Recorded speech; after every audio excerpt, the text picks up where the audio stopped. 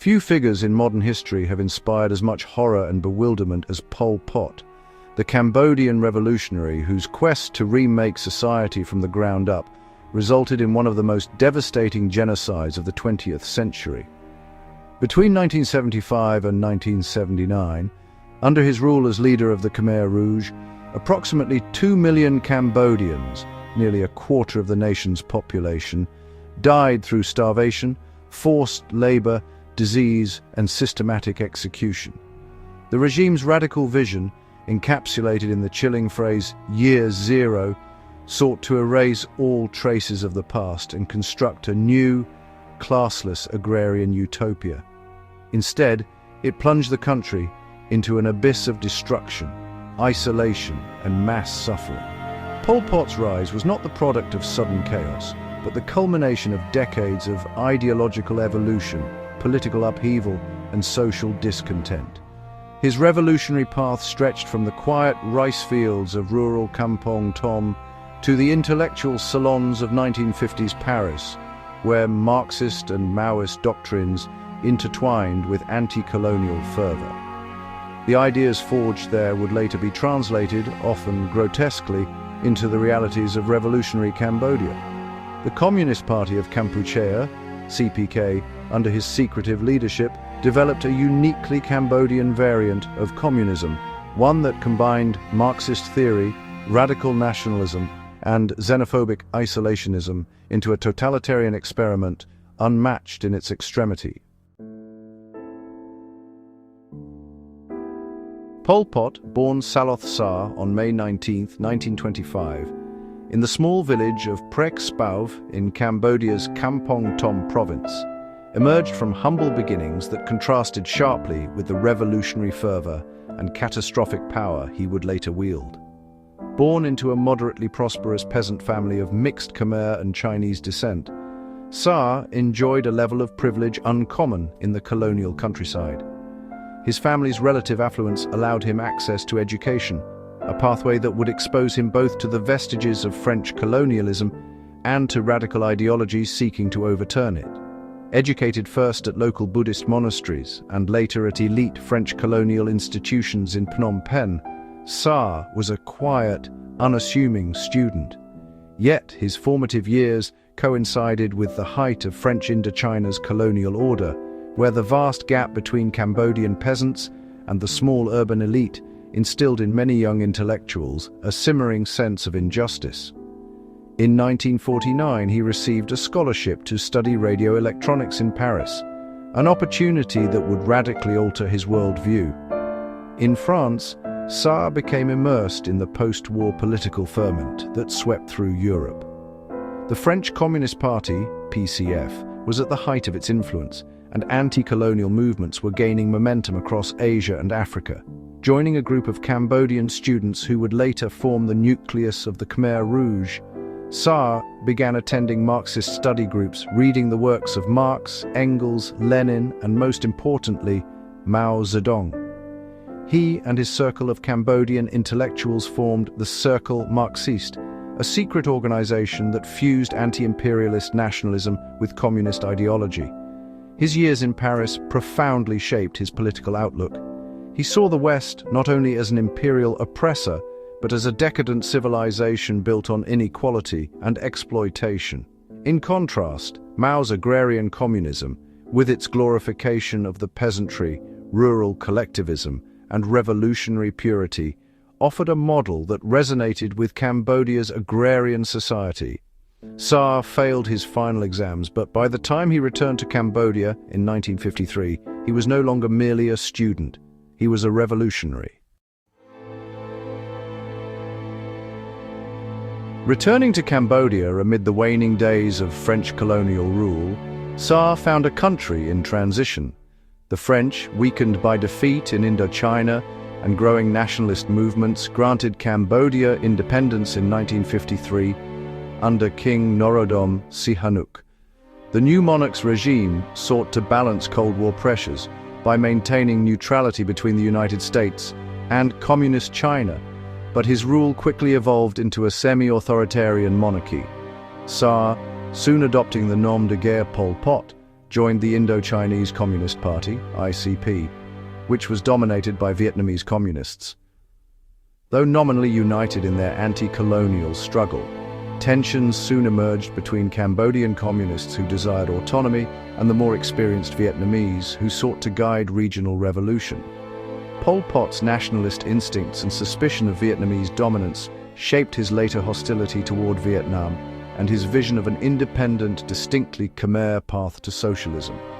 During the 1950s, Pol Pot worked as a teacher in Phnom Penh while building underground networks among peasants and intellectuals. His mild-mannered demeanor concealed an unyielding ideological conviction. The Cambodian Communist Party, later renamed the Communist Party of Kampuchea, CPK, grew slowly, operating largely in secret due to Sihanouk's crackdown on leftist activities.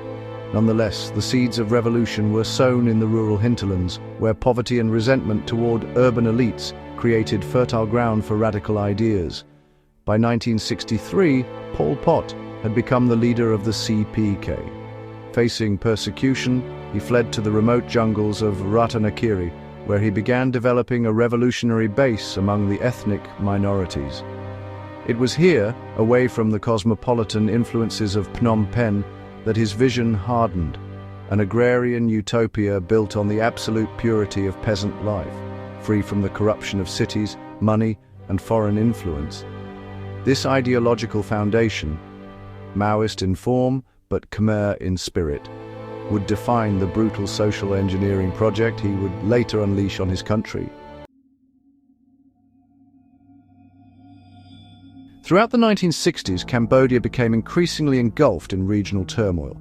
The Vietnam War spilled across its borders, and Sihanouk's policy of neutrality was tested as both the United States and North Vietnam violated Cambodian territory. In 1970, while Sihanouk was abroad, General Lon Nol seized power in a US-backed coup, establishing the Khmer Republic. This event would become the turning point for Pol Pot and the Khmer Rouge. In exile, Sihanouk allied himself with the communists, lending the Khmer Rouge an aura of legitimacy.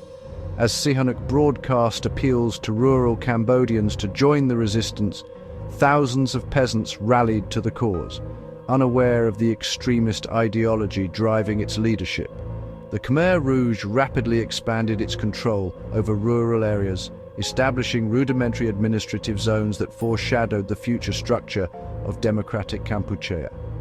The American bombing campaigns, part of Operation Menu, 1969 to 1973, devastated the countryside and killed tens of thousands of civilians. These attacks, intended to disrupt North Vietnamese supply routes, instead radicalized the rural population and strengthened support for the Khmer Rouge. By 1975, the CPK had built a disciplined revolutionary army numbering over 70,000 troops, guided by the secretive but increasingly dominant figure of Pol Pot. As the Lon Nol regime collapsed under economic hardship and military defeats, the Khmer Rouge surrounded Phnom Penh. On April 17, 1975, the capital fell. The Khmer Rouge, dressed in black uniforms and carrying red flags, entered the city as liberators.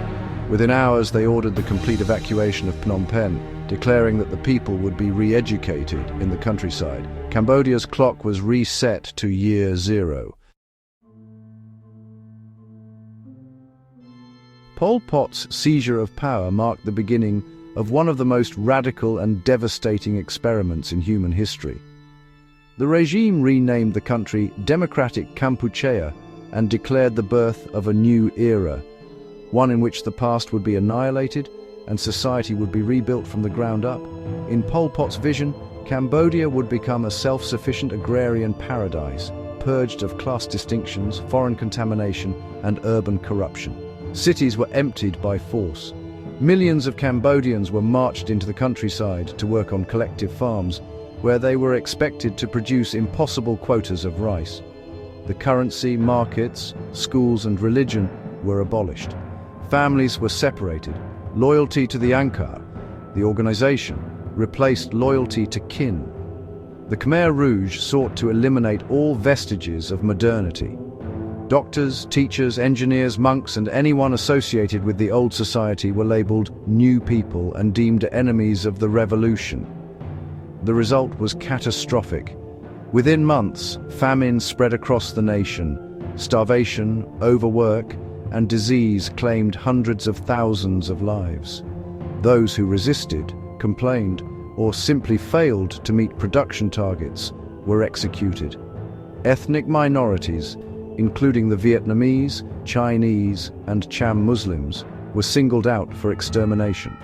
The regime's security apparatus, directed by Kang Kek Yew, Comrade Douche, ran the infamous Tuol Sleng prison, S-21, where thousands of prisoners were tortured into confessions of espionage and executed. Pol Pot ruled largely from the shadows, rarely appearing in public and shrouded in secrecy. His leadership style was authoritarian yet elusive, a blend of ideological zeal and paranoia. He believed that the revolution could only succeed through absolute purity, and any deviation, however minor, was treated as treason. By 1977, the purges extended even to senior Khmer Rouge officials.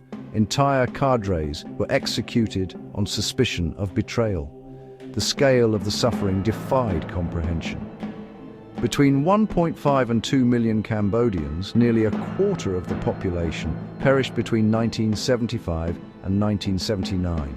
The destruction of Cambodia's intellectual and cultural fabric was nearly total.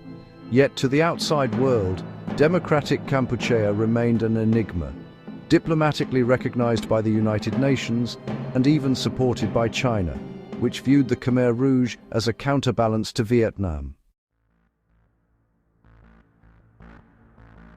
Despite their shared communist ideology, relations between Pol Pot's Cambodia and Vietnam deteriorated rapidly. Historical animosities, territorial disputes, and Pol Pot's deep-seated anti-Vietnamese nationalism made conflict inevitable. Pol Pot viewed Vietnam not as a fraternal socialist ally, but as an imperialist threat seeking to dominate Indochina. In 1977, Khmer Rouge forces launched cross-border attacks into Vietnam, massacring civilians in border villages. Vietnam retaliated with limited incursions, but initially sought to avoid full-scale war. However, Pol Pot's aggression escalated, and in December 1978, the Vietnamese army launched a massive invasion of Cambodia.